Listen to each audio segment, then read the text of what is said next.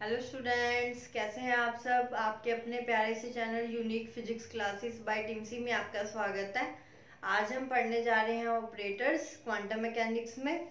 तो ऑपरेटर्स में सबसे पहले हम देखते हैं कि ऑपरेटर्स होता क्या होते हैं। ऑपरेटर्स जो किसी फंक्शन पे ऑपरेट होने के बाद उस फंक्शन को चेंज कर देते हैं, वो ऑपरेटर्स कहलाते हैं।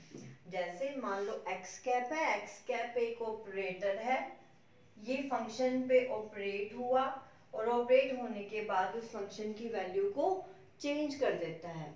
ठीक है, फंक्शन चेंज कर देता है। अगर फंक्शन चेंज नहीं होता, फॉर एग्जांपल कि अगर कोई ऑपरेटर ए कैप मान लो ऑपरेट हुआ साई पे और फंक्शन चेंज नहीं हुआ, साई एज इट इज आ गया, उसके साथ कोई ना कोई वैल्यू आ गई।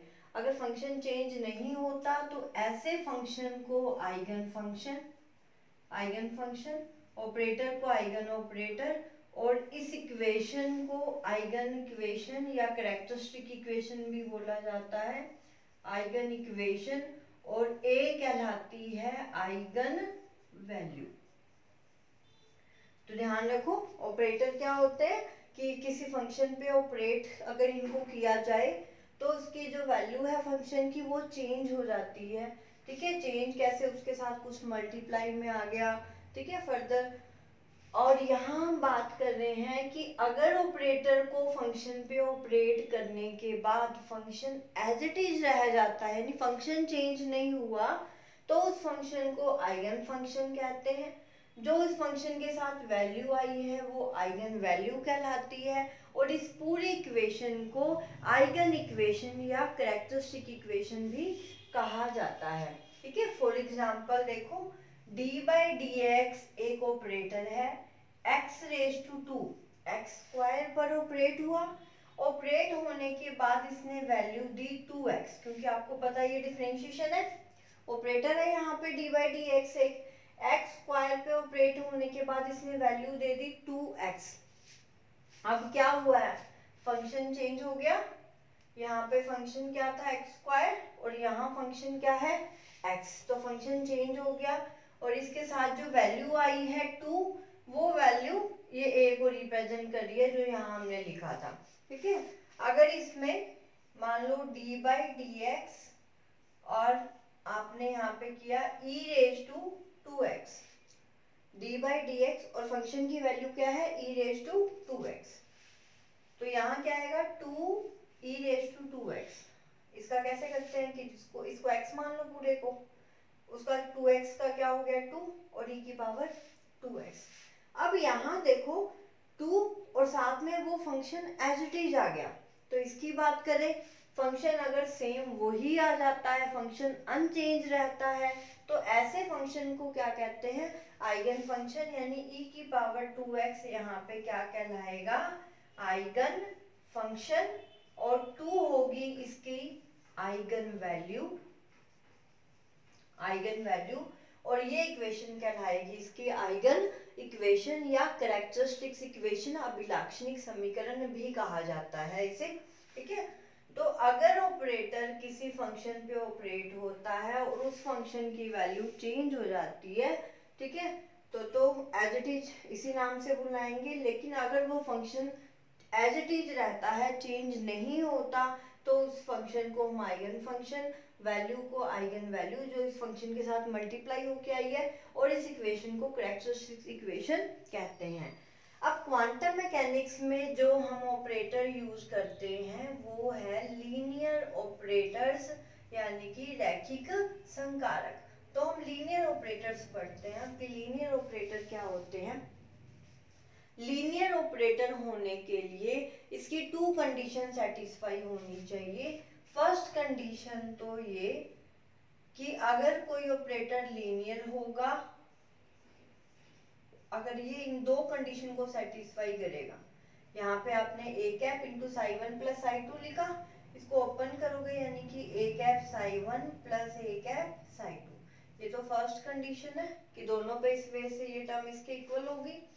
सेकंड कंडीशन, अगर a कैप और ऑपरेट हो रहा है जहाँ पे a कोई कांस्टेंट है, तो ए को बाहर लिख सकते हो, ए कैप साई।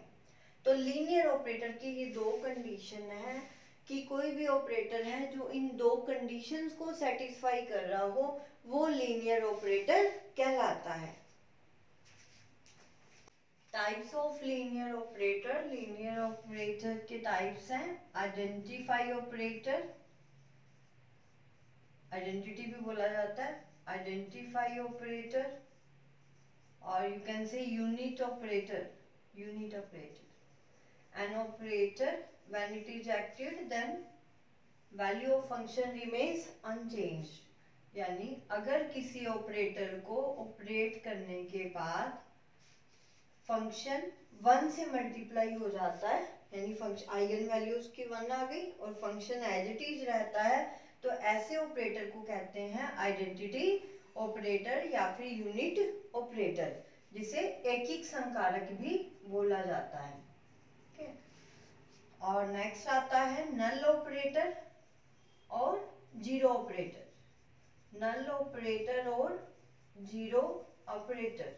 शून्य संकारक, शून्य संकारक, शून्य संकारक कौन सा होता है? जो फंक्शन पे ऑपरेट होने के बाद उसकी वैल्यू जीरो कर देता है, वो कहलाता है शून्य संकारक। तो आइडेंटिटी ऑपरेटर तो हुआ an operator which when operates on a function leaves the function unchanged is called identity operator।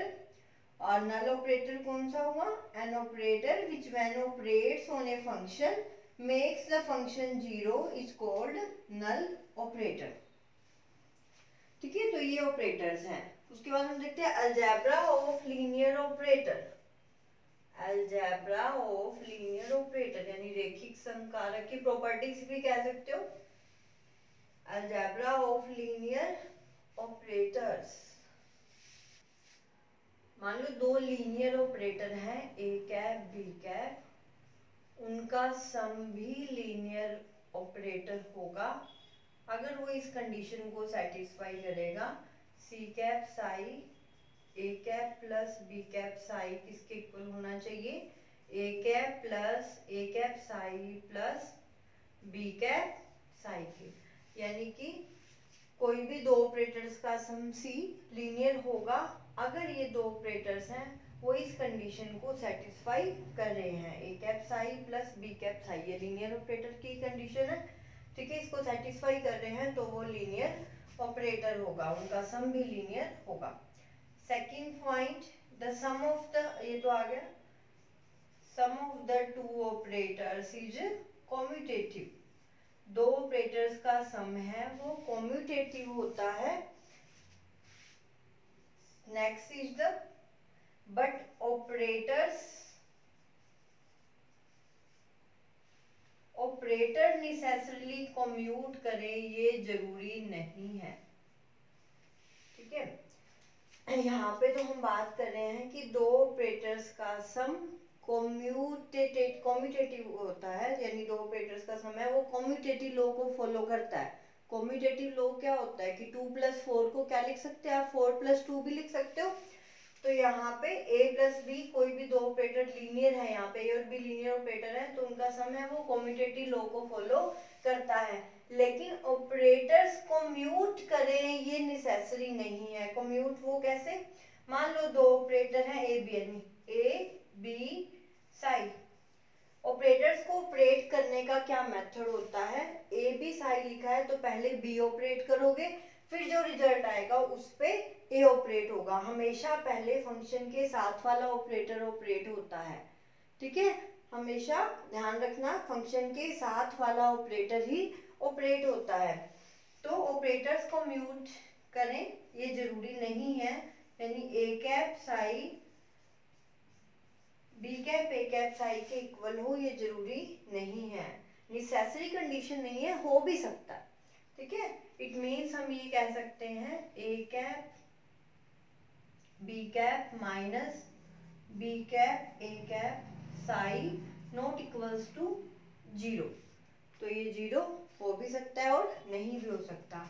अब A B minus B A B minus B को बी ए को क्या कहा जाता है? Commutator of A B, A B minus B A, it is called as the commutator of A B. A B का commutator कहा जाता है इसे।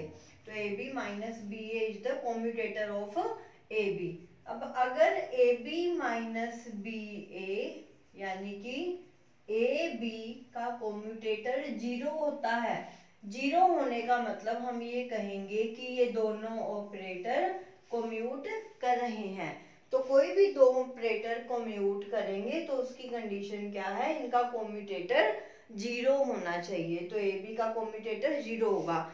अब इसमें आते हैं कोम्यूटेशन रिलेशंस फाइंड करना, ठीक है। तो वो हम फर्दर लेक्चर्स में मैंने आपको वैसे डिस्कस किए हुए हैं क्वांटम मैकेनिक्स में, तो वहां से आप इसे पढ़ सकते हो कि कोम्यूटेशन रिलेशंस क्या है, ठीक है। तो ए बी माइनस बी ए ये जीरो हो भी सकता है और नहीं भी हो सकता, ध्यान रखना। तो फर्स्ट ऑफ ऑल हमने ये कहा कि कोई भी दो ऑपरेटर है ए बी, लीनियर ऑपरेटर, इनका सम लीनियर ऑपरेटर होगा अगर वो इस कंडीशन को सेटिस्फाई करेंगे, और इनका जो एडिशन है वो कॉम्यूटेटिव लॉ को फॉलो करता है। And third one is the ये ऑपरेटर कॉम्यूट करें, ऐसा नेसेसरी नहीं है, जरूरी नहीं है, कर भी सकते हैं और नहीं भी कर सकते। आप कॉम्यूटेटर रिलेशंस में पढ़ लेना, रिलेशंस वाला लेक्चर मैंने दिया हुआ है चैनल पे। तो कॉम्यूटेशन रिलेशंस में आप पढ़ेंगे कि पोजीशन और लीनियर मोमेंटम ये कॉम्यूट नहीं करते, इनकी वैल्यू क्या आती है, आयोटा एच कट के इक्वल आती है, ठीक है। तो यहाँ से आप बता सकते हो। तो अगर लीनियर ऑपरेटर, अब नेक्स्ट हम पढ़ते हैं एडजॉइंट। देखो एडजॉइंट ऑपरेटर या फिर संलग्न संकारक। एडजॉइंट ऑपरेटर यानी कि जिसे हम कहते हैं संलग्न संकारक। संलग्न संकारक कौन से होते हैं, मान लो कोई ए और बी लीनियर ऑपरेटर है, ध्यान रखना क्वांटम मैकेनिक्स में हम लीनियर ऑपरेटर्स की बात करते हैं। कोई ए और बी कोई दो लीनियर ऑपरेटर हैं, अगर ये इस कंडीशन को सेटिस्फाई करते हैं, बी कैप साई कंडीशन क्या है, B cap psi star phi D V should be equals to the psi star A cap phi D V. अगर कोई ये दो ऑपरेटर ए और बी लीनियर ऑपरेटर हैं, इस कंडीशन को सेटिस्फाई करते हैं, तो हम बी को ए का एडजॉइंट ऑपरेटर कहते हैं। उस कंडीशन में बी को ए का संलग्न संकारक कहा जाता है। कंडीशन क्या है, बी कैप साई और फाई क्या है, यहाँ पे psi and phi is the arbitrary wave function, स्वैच्छिक तरंग फलन है। आर्बिट्रेरी वेव फंक्शन, आर्बिट्रेरी अपनी इच्छा से कोई दो वेव फंक्शन ले लिए साई और फाई। तो बी कैप साई स्टार होता है कॉम्प्लेक्स कॉन्जुगेट। तो इसका हमने आयतन समाकलन किया है, तो इस आयतन समाकलन संबंध का पालन करते हैं, तो हम कहेंगे बी क्या है, ए का संलग्न संकारक है। B cap psi star phi DV equals to the psi star A cap phi D V, ठीक है। तो एडजॉइंट ऑपरेटर को लिखा कैसे जाता है, हम बी को ए का संलग्न संकारक कह रहे हैं और ए के संलग्न संकारक को हम लिखेंगे ए डैगर से। ये डैगर का सिंबल है, यहाँ पे प्लस की लाइन जो है वो आप थोड़ी सी बड़ी कर देना, जैसे वो क्रिश्चियंस का सिंबल बना होता है ना, उसी वे से बनाना होगा। ए कैप और यहाँ पे डैगर, इसे बोला जाता है डैगर, ए कैप डैगर, यानी कि ए का एडजॉइंट। ए का एडजॉइंट क्या है, बी। तो बी को ए का एडजॉइंट कहा जाता है। तो ए का एडजॉइंट, एडजॉइंट के लिए सिंबल यूज करते हैं डैगर, ये आ गया ए कैप डैगर। इसकी कुछ प्रॉपर्टीज होती हैं, सिंपल है, दो तीन प्रॉपर्टीज हैं। सबसे पहले तो ए कैप का डैगर और फिर उसका आप ले लो दोबारा डैगर, ठीक है, एडजॉइंट फिर उसका एडजॉइंट, तो वो उस ऑपरेटर के ही इक्वल होता है। यहाँ पे आपने क्या किया, ए का एडजॉइंट लिया और फिर अगेन एडजॉइंट ले लिया, तो दो बार डैगर करने पर वो उस वैल्यू के ही इक्वल आ जाता है। सेकंड प्रॉपर्टी इसकी होती है कि ए कैप बी कैप, इसका एडजॉइंट लोगे तो पहले बी कैप, बी का एडजॉइंट आएगा और यहाँ ए का एडजॉइंट आएगा, ये इसके इक्वल होता है।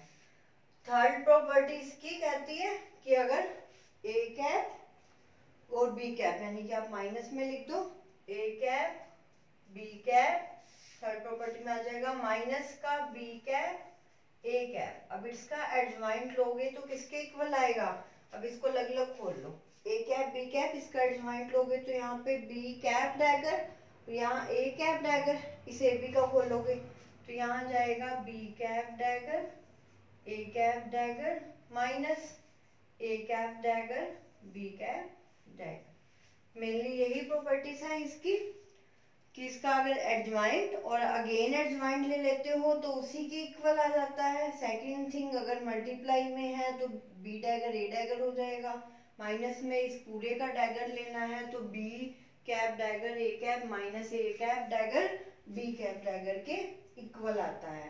ठीक है, अब इस इक्वेशन को जो रिलेशन है उसको ऐसा भी लिख सकते हैं, यहाँ पे बी कैप की जगह आप ए डैगर लिख सकते हो, तो मैं इसे यूं भी कह सकती हूँ dagger psi star phi DV equals to psi star A phi D V. तो एक ही बात है, कैसे भी लिख लो, वॉल्यूम एलिमेंट है डीवी, कुछ बुक्स में आपको डीवी की जगह डी टो भी लिखा मिल सकता है। ये हो गए एडजॉइंट ऑपरेटर। और एक आता है Hermitian operator, Hermitian operator, Hermitian संकारक। अभी देखो हर्मिशियन ऑपरेटर कौन से होते हैं, ऐसे ऑपरेटर जिनका सेल्फ एडजॉइंट वो ऑपरेटर खुद ही होता है, उन ऑपरेटर्स को हर्मिशियन ऑपरेटर कहा जाता है। तो क्या कंडीशन है, ऐसे ऑपरेटर जिनका सेल्फ एडजॉइंट ऑपरेटर को ही हर्मिशियन ऑपरेटर कहा जाता है, जिनका एडजॉइंट अगर आप लोगे तो वो सेल्फ वो ही ऑपरेटर आता है, तो उसे हम कहते हैं हर्मिशियन ऑपरेटर। वो कैसे, यहाँ पे हम ये कह रहे हैं कि B है वो A का एडजॉइंट है, अगर मैं कहूँ A का एडजॉइंट A ही है, B नहीं है, अलग ऑपरेटर नहीं है, वो खुद ही है, तो ये क्या कहलाएंगे, हर्मिशियन ऑपरेटर्स। तो हर्मिशियन ऑपरेटर की कंडीशन क्या आ जाएगी, अलग से कुछ नहीं याद करना, यही कंडीशन ध्यान रखो। ठीक है, तो यहाँ पे बस B की जगह A आ जाएगा, तो यहाँ B की जगह A लिख लोगे तो ये हर्मिशियन की कंडीशन आ जाएगी, ए कैप साई स्टार, तो यहाँ हर्मिशियन की कंडीशन है, हर्मिशियन ऑपरेटर, हर्मिशियन संकारक कहा जाता है हिंदी में भी, A cap psi star phi DV equals to psi star A phi dV. अब देखो डेफिनेशन कैसे दोगे, हर्मिशियन ऑपरेटर कौन से होते हैं, जो इस कंडीशन को सेटिस्फाई करेंगे, यानी कि निम्न आयतन समाकल संबंध को संतुष्ट करते हैं, जहां साई और फाई क्या है, स्वैच्छिक तरंग फलन है, को हर्मिशियन ऑपरेटर कहा जाता है, where psi and phi is the arbitrary wave function. ठीक है, तो यहाँ हर्मिशियन ऑपरेटर कौन से हो गए, जिनका एडजॉइंट सेल्फ होता है वो कहलाते हैं हर्मिशियन ऑपरेटर। तो ए डैगर किसके इक्वल होगा, ए के ही इक्वल होगा, ये हर्मिशियन की कंडीशन है। अब हर्मिशियन ऑपरेटर्स की दो प्रॉपर्टीज आती हैं जो हम नेक्स्ट लेक्चर में डिस्कस करेंगे, आज हम इतना ही पढ़ते हैं, तो यही हम लेक्चर समाप्त करते हैं।